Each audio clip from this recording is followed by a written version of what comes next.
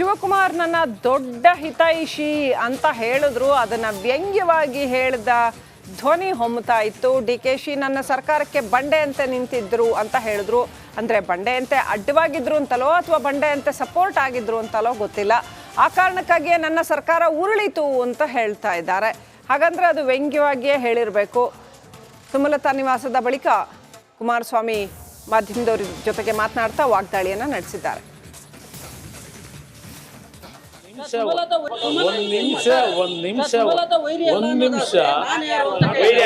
ಅವರು ಪಾಪ ವೈರಿ ಅಲ್ಲ, ನಾನು ಬಹಳ ದೊಡ್ಡ ಮಟ್ಟದ ಹಿತೈಷಿಗಳು. ಮುಂದೆ DK ಸುರೇಶ್ ಅವರು, DK ಶಿವಕುಮಾರ್ ಅವರು ನನ್ನ ದೊಡ್ಡ ಹಿತೈಷಿಗಳವರು, ಭಾಳ ದೊಡ್ಡ ಹಿತೈಷಿ. ಅವರಷ್ಟು ಹಿತೈಷಿಗಳು ನನಗೆ ಯಾರೂ ಇಲ್ಲ. ಅದನ್ನು ನಾನು ಒಪ್ಕೋಬೇಕಾಗ್ತದೆ. ಒಂದು ಮಾತು ಹೇಳ್ತೇನೆ, ಪದೇ ಪದೇ ಏನು ಹೇಳ್ತೀರಿ, 5 ವರ್ಷದ ಸರ್ಕಾರ ಸಂಪೂರ್ಣವಾಗಿ ನಡೆಸಲಿ ಅಂಥೇಳಿ ನಾವು ಕೇವಲ 39 ಶಾಸಕರಿದ್ದವರಿಗೆ ನಾವು ದೊಡ್ಡ ಪಕ್ಷದವರು ಮುಖ್ಯಮಂತ್ರಿ ಮಾಡಿದ್ದು ಅಂತ ಹೇಳಿ ಪದೇ ಪದೇ ಹೇಳ್ತೀರಲ್ಲ. ಸರ್ಕಾರ ನನ್ನಿಂದ ಹೋಗಿದ್ದಲ್ಲ, ಅದು ನಾನು ಮುಖ್ಯಮಂತ್ರಿ ಮಾಡ್ಕೊಂಡು ಯಾವ ರೀತಿ ಇಟ್ಕೊಂಡ್ರಿ ನನ್ನನ್ನು, ಆ 14 ತಿಂಗಳು ಕೊಟ್ಟಿರ್ತಕ್ಕಂಥ ಹಿಂಸೆ ಇದೆಯಲ್ಲ, ಯಾವ ರೀತಿ ಅವಮಾನ ಮಾಡಿದ್ರಿ, ನಾನು ಪ್ರತಿದಿನ ಯಾವ ರೀತಿ ಅವಮಾನ ಮಾಡಿದ್ದೀರಿ. ಇವತ್ತು 5 ವರ್ಷ ನಾಮಕಾವಸ್ಥೆ ಕೊಟ್ರಿ, ಒಂದು ದಿನ ನಾನು ಮುಖ್ಯಮಂತ್ರಿಯಾಗಿ ಕೆಲಸ ಮಾಡಲಿಕ್ಕೆ ಬಿಡದೆ ಹಿಂಸೆ ಕೊಟ್ಟಂಥದ್ದೇನಿದೆ, ಇದು ನಿಮ್ಮ ಸಹಕಾರನ. ಪಾಪ ಚಳಿ ಮಳೆ ಗಾಳಿ ನೋಡದೆ ನನಗೆ ರಕ್ಷಣೆ ಕೊಟ್ಟಿದ್ರು ಪಾಪ ಅವರು. ಅದಕ್ಕೆ ಸರ್ಕಾರ ಹೋಗಿದ್ದು. 14 ತಿಂಗಳಲ್ಲಿ ಆ ಚಳಿ ಮಳೆ ಗಾಳಿ ಲೆಕ್ಕಿಸದೆ ನನಗೆ ನಿಂತ್ಕೊಂಡ್ರು ನೋಡಿ ಬಂಡೆ ಥರ. ಅದಕ್ಕೆ ಸರ್ಕಾರ 14 ತಿಂಗಳಿಗೆ ಹೋಗಿದ್ದು. ಪ್ರಾರಂಭಿಕ ಹಂತದಲ್ಲಿ ರಮೇಶ್ ಜಾರಕಿಹೊಳಿಗೂ ಅವ್ರಿಗೂ ಘರ್ಷಣೆ ಶುರುವಾಯ್ತಲ್ಲ, ಅದು ನನಗೆ ಬೆಂಬಲ ಕೊಡ್ತಕ್ಕಂಥ ಘರ್ಷಣೆ ಮಾಡಿದ್ರಾ? ಯಾತಕ್ಕೆ ಇವೆಲ್ಲ ನಡೀತು? ನನ್ನನ್ನು ತಗೊಂಡು ಅದೆಂಥದ್ದು ನಿಮ್ಮ ಜಾರ್ಜ್ ಅವ್ರದ್ದು ಹೋಟ್ಲ್ ಇದೆಯಲ್ಲ, ಹೋಟ್ಲಿಗೆ ಕರೆಸ್ಕೊತಾರೆ, ಮುಖ್ಯಮಂತ್ರಿಯಾಗಿ ಕರೆಸ್ಕೊಂಡು ಅಲ್ಲಿ ಕಾರಿಡಾರ್ನಲ್ಲಿ ನಿಲ್ಲಿಸ್ತಾರೆ. ಮೀಟಿಂಗ್ ಹಾಲಿಗೆ ಕರೀಲಿಲ್ಲ, ಯಾತಕ್ಕೆ ಕರೆದ್ರು ನನಗೆ ಗೊತ್ತಿಲ್ಲ. ಹೋದೆ, ಅಲ್ಲಿಂದ ಮತ್ತೆ ವಾಪಸ್ ಬಂದೆ. ಈ ಥರ ನನ್ನನ್ನು ಟ್ರೀಟ್ ಮಾಡಿ. ಇದನ್ನು ಒಂದು ರಾಜಕೀಯವಾದ ಸಭೆ ಅಂತ ನಾನು ಹೇಳಲ್ಲ. ನನ್ನ ನಿರ್ಧಾರ ಏನಿದೆ, ನನ್ನ ಬದ್ಧತೆ ಏನಿದೆ, ನನ್ನ ಬೆಂಬಲಿಗರು, ನನ್ನ ಹಿತೈಷಿರು, ಅಂಬರೀಷ್ ಅವರ ಅಭಿಮಾನಿಗಳು, ಮಂಡ್ಯ ಜಿಲ್ಲೆಯ ಜನತೆ, ಇವ್ರನ್ನ ಉದ್ದೇಶಿಸಿ ನಾನು ಮಾತನಾಡೋದು. ಅದರಲ್ಲಿ ನಾನು ಪೊಲಿಟಿಕಲ್ಲಾಗಿ ಯಾರನ್ನೂ ನಾನು ಇನ್ವಾಲ್ವ್ ಮಾಡ್ತಾ ಇಲ್ಲ. ಈ ಒಂದು ಸಂದರ್ಭದಲ್ಲಿ ನನ್ನ ಜೊತೆಯಲ್ಲಿ ದರ್ಶನ್, ಅಭಿಷೇಕ್ ಇರ್ತಾರೆ. ಕುಮಾರಸ್ವಾಮಿ ಏನಾದ್ರು ಸ್ಪರ್ಧೆ ಮಾಡಬೇಡಿ ಅಂತ ಏನಾದ್ರು ಕೇಳ್ಕೊಂಡ್ರೆ, ಸಹಕರಿಸಿ ನನಗೆ ಸ್ಪರ್ಧೆ ಮಾಡಬೇಡಿ ಅಂತ ಕೇಳ್ಕೊಂಡ್ರ? ಇಲ್ಲ, ನನ್ನ ಸ್ಪರ್ಧೆ ಬಗ್ಗೆ ನಾನು ಮಾತಾಡಿಲ್ಲ, ಅವರು ಮಾತಾಡಿಲ್ಲ. ಅವರ ಒಂದು ಈಗ ಕ್ಯಾಂಡಿಡೇಚರು, ಅವರು ಕ್ಯಾಂಡಿಡೇಟ್ ಆಗಿದ್ದಾರೆ. ಖಂಡಿತ ನಾವೆಲ್ಲರೂ ಸೇರಿ ಮೋದಿ ಅವರ ಕೈನ ಬಲಪಡಿಸ್ಬೇಕು, ಅದರ ಅಗತ್ಯ ಇದೆ ಅನ್ನೋಂಥ ಮಾತನ್ನು ಹೇಳಿದ್ದಾರೆ. ನನ್ನ ನಿರ್ಧಾರ ಏನೇ ಇದ್ದರೂ ನಾನು 3ನೇ ತಾರೀಕಿಗೆ ತಿಳಿಸ್ತೀನಿ. ಇನ್ನೊಂದು ರೌಂಡ್ ನಾನು BJP ಮುಖಂಡರ ಜೊತೆಲಿ ಒಂದು ಮಾತುಕತೆ ನಡೆಸಬೇಕಾಗಿದೆ. ಅವೆಲ್ಲ ಮುಗಿಸಿ ನನ್ನ ಹಿತೈಷಿರು, ನನ್ನ ಮಂಡ್ಯ ಜನತೆ, ಅವರ ಜೊತೆಲೇ ನನ್ನ ಅಂತಿಮ ನಿರ್ಧಾರ ಹೇಳ್ತೀನಿ ಅಂತ ಹೇಳಿದ್ರು. ಎಲ್ಲ ಒಂದು ಆರೋಗ್ಯಕರವಾದ ಒಂದು ಚರ್ಚೆ ನಡೆಯಿತು. ಹಳೆಯದನ್ನು ನಮ್ಮ ಜೊತೆ ರಂಜಿತ್ ಶಿರಿಯಾರ್ ಮತ್ತು ಸತೀಶ್ ಇಬ್ಬರು ಕೂಡ ಕನೆಕ್ಟ್ ಆಗಿದ್ದಾರೆ ಅಲ್ಲಿನ ಸ್ಥಳದಿಂದ, JP ನಗರ ಸುಮಲತಾ ಅವರ ನಿವಾಸದಿಂದ. ಸತೀಶ್, ಇವತ್ತು ಸಿಕ್ಕಾಪಟ್ಟೆ ರಾಜಕೀಯ ಬೆಳವಣಿಗೆಗಳು ಆದವು ಅಂತ ಈಗಿರ್ತಕ್ಕಂಥ ಕುತೂಹಲ. ಸತೀಶ್, ಸುಮಲತಾ ಅವರು ಏನು ನಿರ್ಧಾರ ಕೈಗೊಳ್ಳಬಹುದು ಅಂತ, ಒಂದು ವೇಳೆ ಅವರು ಇಂಡಿಪೆಂಡೆಂಟ್ ಆಗಿ ಏನಾದರೂ ನಿಲ್ತೀನಿ ಅಂತ ಹೊರಡ್ತಾರಾ? ಅದರ ಸಾಧ್ಯತೆಗಳೇನಾದರೂ ಇದೆಯಾ?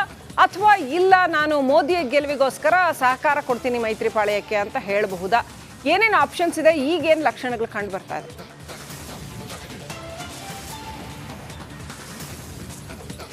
ಶ್ರೀಲಕ್ಷ್ಮಿ, ಇಷ್ಟು ದಿನ ನಾವು ಸುಮಲತಾ ಅವ್ರನ್ನ ನೋಡ್ತಾ ಇದ್ದಿದ್ದಕ್ಕೂ ಇವತ್ತು ನೋಡಿರೋದಕ್ಕೂ ಸ್ವಲ್ಪ ವ್ಯತ್ಯಾಸ ಕಾಣ್ತಾ ಇದೆ.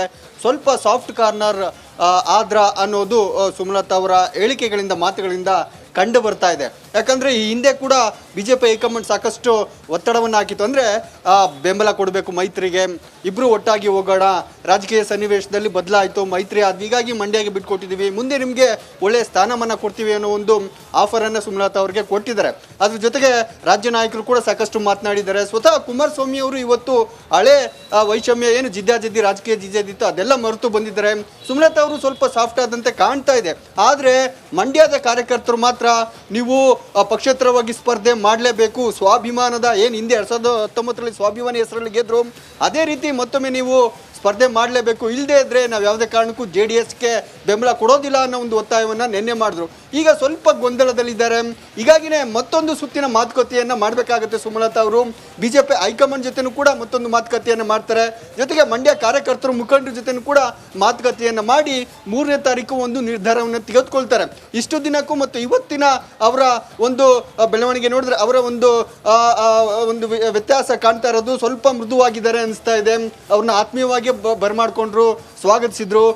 ಅಭಿಷೇಕ್ ಮತ್ತು ಸುಮಲತಾ ಇಬ್ರು ಕೂಡ ಚೆನ್ನಾಗಿನೇ ಮಾತನಾಡಿದ್ದಾರೆ. ಆದರೆ ಆ ಮಾತುಕತೆ ಫಲಪ್ರದವಾಗುತ್ತಾ, ಕುಮಾರಸ್ವಾಮಿ ಅವರ ಕೈ ಬಲಪಡಿಸಲಿಕ್ಕೆ ಸಹಕಾರಿ ಆಗುತ್ತಾ ಅನ್ನೋದನ್ನ 3ನೇ ತಾರೀಕುವರೆಗೂ ಕಾದು ನೋಡ್ಬೇಕಾಗುತ್ತೆ. ಯಾಕಂದ್ರೆ ಮತ್ತೊಮ್ಮೆ ಮಂಡ್ಯ ಕಾರ್ಯಕರ್ತರು ಮತ್ತು ಬೆಂಬಲಿಗರ ಜೊತೆ ಮಾತಾಡ್ತಾರೆ. BJP ಹೈಕಮಾಂಡ್ ಜೊತೆ ಮಾತುಕತೆಯನ್ನು ಮಾಡಿ ಒಂದು ತೀರ್ಮಾನ ತೆಗೆದುಕೊಳ್ತಾರೆ. ಶ್ರೀಲಕ್ಷ್ಮಿ. ಓಕೆ, ಇನ್ನು ರಂಜಿತ್, ನಿನ್ನೆ ಕೂಡ ನೀವು ಅವರ ಬೆಂಬಲಿಗರ ಒಂದು ಅಭಿಮಾನವನ್ನು ಗಮನಿಸಿದ್ರೆ ಇವತ್ತು ಯಾರ್ಯಾರು ಬಂದಿದ್ರು? ಯಾಕಂತಂದ್ರೆ ಇವತ್ತು ಕೂಡ ಒಂದು ಬಹಳ ಪ್ರಮುಖವಾದಂಥ ಸಭೆ ಇದಾಗಿತ್ತು. ಇವತ್ತು ಸುಮಲತಾ ಅವರಿಗೆ ಸಾಥ್ ಕೊಡೋದಕ್ಕೆ ಯಾರ್ಯಾರಿದ್ರು, ಅದೇ ಥರ ಅಲ್ಲಿ JDS ಪಾಳಯದಲ್ಲಿ ಯಾರ್ಯಾರಿದ್ರು, ಒಟ್ಟು ಆ ವಾತಾವರಣ ಯಾವ ರೀತಿನಲ್ಲಿತ್ತು?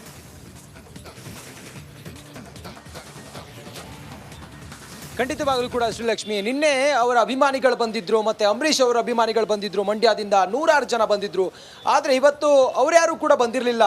JDSನಿಂದ ಶರವಣ ಅವರು ಬಂದರು ಆರಂಭದಲ್ಲಿ, ಅದಾದ ನಂತರ ಕುಮಾರಸ್ವಾಮಿ ಅವರು ಬರ್ತಾರೆ. ಬಂದವರು ನೇರವಾಗಿ ಒಳಗಡೆ ಹೋಗ್ತಾರೆ, ಮಾತುಕತೆ ಆಗತ್ತೆ, ಆರೋಗ್ಯಕರವಾದಂಥ ಚರ್ಚೆ ಆಗಿದೆ ಅನ್ನೋದನ್ನ ಕುಮಾರಸ್ವಾಮಿ ಅವರು ಹೇಳಿದ್ರು. ಅದಾದ ನಂತರ ಸುಮಲತಾ ಕೂಡ ಹೇಳಿದ್ರು. ಸುಮಲತಾ ಅವರ ಮುಖವನ್ನು ನೋಡಿದಾಗ ನಿನ್ನೆ ಒಂದು ರೀತಿಯಲ್ಲಿ ಅವರು ಕಸಿವಿಸಿಯಲ್ಲಿದ್ರು, ಒಂದು ಗೊಂದಲದಲ್ಲಿದ್ರು. ಆದರೆ ಇವತ್ತು ಅವರು ಹೊರಗಡೆ ಬಂದು ಮಾತಾಡ್ತಾರೆ. ಆಗ ಅವರಲ್ಲಿ ಒಂದು ಕ್ಲಾರಿಟಿ ಅಂತೂ ಇತ್ತು. ಇವತ್ತು ಹಳೆ ವೈಷಮ್ಯವನ್ನು ಮರೆತು ಕುಮಾರಸ್ವಾಮಿ ಸುಮಲತಾ ಅವ್ರ ಮನೆಗೆ ಬಂದು ಬೆಂಬಲವನ್ನು ಕೊಡಿ, ನಿಮಗೆ ಮುಂದಿನ ದಿನಗಳಲ್ಲಿ ಹೈಕಮಾಂಡೇ ಭರವಸೆ ಕೊಟ್ಟಿದೆ, BJP ಹೈಕಮಾಂಡ್ ನಿಮ್ಮನ್ನ ಮುಂದಿನ ಹಂತದಲ್ಲಿ ನಾವು ಗೌರವಯುತವಾಗಿ ನಡ್ಕೊಳ್ತೀವಿ, ಮತ್ತೆ ನಿಮ್ಗೆ ಸಿಗಬೇಕಾದಂಥ ಎಲ್ಲ ಅವಕಾಶಗಳನ್ನ ಕೊಡ್ತೀವಿ ಅನ್ನೋದನ್ನ ಕುಮಾರಸ್ವಾಮಿ ಅವರು ಯಾವಾಗ ಹೇಳ್ತಾರೆ ಅದು ಒಂದು ಸಮಾಧಾನ ತಂದಿದೆ ಸುಮಲತಾ ಅಂಬರೀಷ್ ಅವರಿಗೆ. ಮತ್ತೆ ಅವರು ಬಹಳ ಕ್ಲಿಯರ್ ಆಗಿ ಹೇಳಿದ್ದಾರೆ, ತನ್ನ ನಿರ್ಧಾರವನ್ನು ಎಲ್ಲವನ್ನು ಕೂಡ ನಾನು ಹೇಳಿದ್ದೀನಿ. ಒಂದು ಹಂತಕ್ಕೆ ನಿನ್ನೆ ಕಂಪೇರ್ ಮಾಡಿದರೆ ಅಥವಾ ಈ ಹಿಂದಿನ ದಿನಗಳಿಗೆ ಕಂಪೇರ್ ಮಾಡಿದರೆ ಈಗ ಸ್ವಲ್ಪ ನಾನು ರಿಲೀಫ್ ಅಲ್ಲಿದ್ದೀನಿ. BJP ನಾಯಕರ ಜೊತೆಲಿ ಕೊನೆಯದಾಗಿ ಒಂದು ಹಂತದ ಮಾತುಕತೆ ಮಾಡೋದಿದೆ. ಅದಾದ ನಂತರ ನಾನು 3ನೇ ತಾರೀಕು ದರ್ಶನ್ ಮತ್ತೆ ಅಭಿಷೇಕ್ ಅಂಬರೀಷ್ ಅವರ ಜೊತೆಗೆ ಮಂಡ್ಯದಲ್ಲಿ ಬಂದು ತನ್ನ ನಿರ್ಧಾರವನ್ನು ತಿಳಿಸ್ತೀನಿ ಅನ್ನೋದನ್ನು ಹೇಳಿದ್ದಾರೆ. ಇಲ್ಲಿ BJP ಬಗ್ಗೆ ತುಂಬ ಸಾಫ್ಟ್ ಇದ್ದಾರೆ ಸುಮಲತಾ ಅಂಬರೀಷ್ ಅವರು. ಮೋದಿ ಅವರು ಪ್ರಧಾನಿ ಆಗಬೇಕು ಅನ್ನೋದೇ ನಮ್ಮ ಉದ್ದೇಶ ಅನ್ನೋದನ್ನು ಹೇಳಿದ್ದಾರೆ. ಅದ್ರ ಜೊತೆಗೆ BJP ಅವರು ಟಿಕೆಟನ್ನು ತನ್ನಲ್ಲಿಯೇ ಇಟ್ಕೊಂಡಿದ್ರೆ ಅದು ಬೇರೆ ರೀತಿ ಆಗ್ತಾ ಇತ್ತು. ಆದರೆ ಅವರು ಮೈತ್ರಿಗೆ ಬಿಟ್ಕೊಟ್ಟಿದ್ದಾರೆ. ಬದಲಾದಂಥ ಸನ್ನಿವೇಶ. ಮತ್ತೊಂದು ಉದಾಹರಣೆ ಕೊಡ್ತಾರೆ ಅವರು, ಕಾರ್ನಲ್ಲಿ ಹೋಗುವಾಗ ಏರಿಳಿತಗಳಿರುತ್ತೆ, ಸ್ಪೀಡ್ ಬ್ರೇಕ್ ಹಾಕಬೇಕಾಗತ್ತೆ. ಆಗ ಸ್ವಲ್ಪ ನಮ್ಮ ನಡೆ ನಿಧಾನ ಆಗ್ಬೋದು, ನಮ್ಮ ವೇಗ ಕಡಿಮೆ ಆಗ್ಬೋದು. ಆದರೆ ಆ ಹಂಪ್ ದಾಟಿ ಆದ ನಂತರ ಮತ್ತೆ ಅದೇ ಫ್ಲೋನಲ್ಲಿ ಕಾರ್ ಹೋಗುತ್ತೆ ಅನ್ನೋ ರೀತಿಯಲ್ಲಿ ಹೇಳಿದಾಗ ಬಹಳ ಸೂಕ್ಷ್ಮವಾಗಿ ಅರ್ಥ ಮಾಡ್ಕೊಳ್ಬೇಕು ನಾವು. ಈ ಬಾರಿಯ ಲೋಕಸಭಾ ಚುನಾವಣೆಯಲ್ಲಿ ಮೈತ್ರಿ ಅಭ್ಯರ್ಥಿಯಾಗಿ ಏನು ಕುಮಾರಸ್ವಾಮಿ ಅವರು ಸ್ಪರ್ಧೆ ಮಾಡ್ತಾರೆ, ಅವರಿಗೆ ನನ್ನ ಬೆಂಬಲ ಅನ್ನೋ ರೀತಿಯಲ್ಲಿ ಮಾತಾಡಿದ್ದಾರೆ. ಮತ್ತೊಂದು ವಿಚಾರ ಹೇಳ್ತಾರೆ, ಅಭಿಷೇಕ್ ಅವರ ರಾಜಕೀಯ ಜೀವನದ ಬಗ್ಗೆ ಏನಾದರೂ ಚರ್ಚೆ ಆಯ್ತಾ ಮುಂದಿನ ಹಂತದಲ್ಲಿ? ಈಗ ನನಗೆ ನೀವು ಸಹಕಾರ ಕೊಡಿ, ಮುಂದೆ ಏನಾದರೂ ನಿಮ್ಮ ಮಗನ ಭವಿಷ್ಯ ಬಂದಾಗ ನಾನು ಇರ್ತೀನಿ ಅನ್ನೋ ವಿಚಾರ ಹೇಳಿದಾಗ, ಅಂತ ಸಂದರ್ಭ ಬಂದಾಗ ನಾನು ರಾಜೀನಾಮೆ ಅಥವಾ ನಾನು ಹಿಂದಕ್ಕೆ ಸರಿತೀನಿ, ಅಭಿಷೇಕ್ ಅವ್ರು ಮುಂದಕ್ಕೆ ಬರ್ತಾರೆ ಅನ್ನೋ ರೀತಿಯಲ್ಲಿ ಮಾತಾಡಿದ್ರು. ಒಂದಂತೂ clear. Thank you Ranjith, thank you Satish ಡೀಟೇಲ್ಸ್ಗಾಗಿ. ಒಂದೊಂದು ಸಂದರ್ಭದಲ್ಲಿ ಈ ರೀತಿ ಹಿನ್ನಡೆ ಆಗತ್ತೆ. ರೋಡಲ್ಲಿ ಹೋಗಬೇಕಾದ್ರೆ ಸ್ಪೀಡ್ ಬ್ರೇಕರ್ ಸಿಗತ್ತೆ, ಆಗ ನಾವು ಸ್ವಲ್ಪ ನಿಧಾನ ಮಾಡಬೇಕಾಗತ್ತೆ. ನಾನು ಇದನ್ನ ಅದೇ ರೀತಿಯಲ್ಲಿ ನೋಡ್ತಾ ಇದ್ದೀನಿ ಅಂತ ಸ್ವಲ್ಪ ಮಟ್ಟಿಗಿನ ಸಸ್ಪೆನ್ಸನ್ನು ಮುಂದಿಟ್ಟೆ ಸುಮಲತಾ ಮಾತನಾಡಿದ್ದಾರೆ. ಆಗ ನಾವು ಸ್ವಲ್ಪ ನಿಧಾನ ಮಾಡಬೇಕಾಗತ್ತೆ ಅಂತ ಅಂದರೆ ಸ್ವಲ್ಪ ಏನು ಸ್ಪೀಡ್ ಬ್ರೇಕರ್ ಹಾಕ್ತಾ ಇದ್ದಾರಾ ಅನ್ನೋವಂಥದ್ದು ಅವರ ರಾಜಕೀಯ ಭವಿಷ್ಯಕ್ಕೆ. ಹಾಗಾದರೆ ಈ ಇಡೀ ಸನ್ನಿವೇಶ ಎಲ್ಲೋ ಒಂದು ಕಡೆ ಸ್ಪೀಡ್ ಬ್ರೇಕರ್ ಆಯ್ತಾ ಅನ್ನೋವಂಥ ಪ್ರಶ್ನೆ ಬರುತ್ತೆ. ಹಾಗಂತ ಮಾತ್ರಕ್ಕೆ ಸುಮಲತಾ ಏನು ಅವರು ಅವರ ಸ್ಪಿರಿಟ್ ಏನಿದೆ, ಸ್ಫೂರ್ತಿ ಏನಿದೆ ಅದು ಹೊಂದಿಲ್ಲ. ಸೋಲು ಗೆಲುವು ಅನ್ನೋದು ಬೇರೆ. ಈಗ ಚುನಾವಣೆಯಲ್ಲಿ ನಾನು ನಿಂತು ಸೋತ್ರೆ ಅದು ಇನ್ನು ಬೇರೆ ಥರ ಇರೋದು. ಈಗ ನಾನು ಚುನಾವಣೆಗೆ ಅವರು ಆ ಸೀಟನ್ನು BJPನೇ ಉಳಿಸ್ಕೊಂಡು ನನಗೆ ಸೀಟ್ ಕೊಟ್ಟಿಲ್ಲ ಅಂದರೆ ಅದು ಬೇರೆ ಥರ ಆಗ್ತಿತ್ತು. ಈಗ BJPನೇ ಆ ಸೀಟನ್ನ JDSಗೆ ಮೈತ್ರಿಯಲ್ಲಿ ಕೊಟ್ಟಿದ್ದಾರೆ. ಹಾಗಾಗಿ ಒಂದೊಂದು ಟೈಮಲ್ಲಿ ಸಂದರ್ಭದಲ್ಲಿ ಈ ರೀತಿ ಆಗತ್ತೆ. ಒಂದು ಹಿನ್ನಡೆ ಅಂದರೆ ಒಂದು ರೋಡಲ್ಲಿ ನಾವು ಹೋಗಬೇಕಾದ್ರೆ ಒಂದು ಹಲವಾರು ಕಡೆ ಸ್ಪೀಡ್ ಬ್ರೇಕರು ಹಂಪು ಬರುತ್ತೆ. ಆ ಗಾಡಿ ಸ್ವಲ್ಪ ಸ್ಲೋ ಆಗುತ್ತೆ, ಮೆತ್ತಗೆ ಆ ಹಂಪನ್ನು ನಾವು ದಾಟಬೇಕು, ಆಮೇಲೆ ಮತ್ತೆ ಸ್ಪೀಡಾಗಿ ಹೋಗಬೇಕು. ನಾನು ಇದನ್ನು ಅದೇ ಥರ ನೋಡ್ತಾ ಇದ್ದೀನಿ. ನೋಡಿ, ಈಗ ಕಾಂಗ್ರೆಸ್ ನಾಯಕರು ಬೆಂಬಲ ಕೋರಿದ್ರ ಅಂತ ನಾನು ಈ ಪದೇ ಪದೇ ಹೇಳ್ತಾ ಇದ್ರೆ ನಾನೇನೋ ಬೇರೆ ಥರ ಅದನ್ನು ಹೇಳ್ಕೊಂಡಂಗೆ ಆಗತ್ತೆ. ಇವೆಲ್ಲ ಕಾನ್ಫಿಡೆನ್ಷಿಯಲಿ ಆಗುವಂಥ ವಿಚಾರಗಳು ನನಗೂ ಇಷ್ಟ ಇಲ್ಲ ಮಾತಾಡೋಕ್ಕೆ. ಈ ಒಂದು ಸಂದರ್ಭದಲ್ಲಿ ಯಾರೆಲ್ಲ ಫೋನ್ ಮಾಡಿರ್ಬೋದು ಅಂತ ನಿಮ್ಮ ಊಹೆಗೆ ನಾನು ಬಿಟ್ಬಿಡ್ತೀನಿ. ಅದೇನು ರಾಜಕಾರಣದಲ್ಲಿ ಹೊಸದಾಗಿ ಏನು ನಡೆಯುವಂಥ ವಿಷಯ ಅಲ್ಲ. ಇನ್ನು ಕಾಂಗ್ರೆಸ್ ನಾಯಕರು ಕೆಲವರು ಅವ್ರ ಮನಸ್ಥಿತಿ ಬೇರೆ ಥರ ಇದೆ ಅನಿಸುತ್ತೆ. ಇವತ್ತು ನೀವೇ ನೋಡಿದ್ದೀರಾ, ಡಿ ಕೆ ಶಿವಕುಮಾರ್ ಅವರು ಒಂದು ಹೇಳಿಕೆಯನ್ನು ಕೊಟ್ಟಿದ್ದಾರೆ. ನೀವು ಅದೇನು ವಿಷ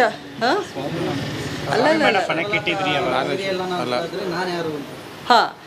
ಸೊ ಇದು ನನಗೆ ತುಂಬ ಆಶ್ಚರ್ಯ ಆಯಿತು ಈ ಒಂದು ಹೇಳಿಕೆಯನ್ನು ನೋಡಿ. ಯಾಕೆಂತಂದರೆ BJP JDS ಮೈತ್ರಿ ಆದಾಗ್ಲೂ ಅವ್ರು ಇಷ್ಟು ಒಂದು ಫೋರ್ಸ್ಫುಲ್ಲಾಗಿ ರಿಯಾಕ್ಟ್ ಮಾಡಿಲ್ವೇನೋ. ನಮ್ಮ ಮನೆಗೆ ಕುಮಾರಸ್ವಾಮಿ ಅವ್ರು ಬಂದಾಗ ಅವರು ಅಷ್ಟು ಫೋರ್ಸ್ಫುಲ್ಲಾಗಿ ರಿಯಾಕ್ಟ್ ಮಾಡಿದ್ದಾರೆ. ಇದೇ ಪ್ರಶ್ನೆಯನ್ನು ನಾನು ಅವ್ರಿಗೆ ಕೇಳಬೇಕಾಗತ್ತೆ. ಅಂಬರೀಷ್ ಅವರು 25 ವರ್ಷಗಳು ಕಾಂಗ್ರೆಸ್ಸಲ್ಲಿ ಸೇವೆ ಸಲ್ಲಿಸಿ ಕಾಂಗ್ರೆಸ್ಸಿಂದನೇ ಅವರು ಗುರುತಿಸ್ಕೊಂಡ್ರು. ಕಾಂಗ್ರೆಸ್ ಪರ ಅವರು ಎಷ್ಟು ತ್ಯಾಗ ಮಾಡಿದ್ದಾರೆ ಅನ್ನೋದು ಕಾಂಗ್ರೆಸ್ಸಿಗರಿಗೆ ಎಲ್ರಿಗೂ ಗೊತ್ತಿದೆ. ಅಂಥದ್ರಲ್ಲಿ ಅವರು 2019 ಇರ್ಬೋದು, ಅಲ್ಲಿಂದ 5 ವರ್ಷಗಳಲ್ಲಿ ಇರ್ಬೋದು, ಅವ್ರನ್ನ ನಾನೇ ಈ ಪ್ರಶ್ನೆ ಕೇಳಬೇಕು. ಹಾಗಾದರೆ ಅಂಬರೀಷ್ ಅವ್ರ ಕುಟುಂಬ ನಿಮ್ಗೇನು ಮಾಡಿದೆ? ನಾವೇನಾದರೂ ತಪ್ಪು ಮಾಡಿದ್ವಾ? ನಾವೇನಾದರೂ ದ್ರೋಹ ಮಾಡಿದ್ವಾ ಕಾಂಗ್ರೆಸ್ಗೂ ಅಥವಾ ಡಿ ಕೆ ಶಿವಕುಮಾರ್ ಅವ್ರಿಗೂ? ನಾವೇನಾದರೂ ವಿಷ ಹಾಕಿದ್ವಾ? ಇಲ್ಲ ತಾನೆ.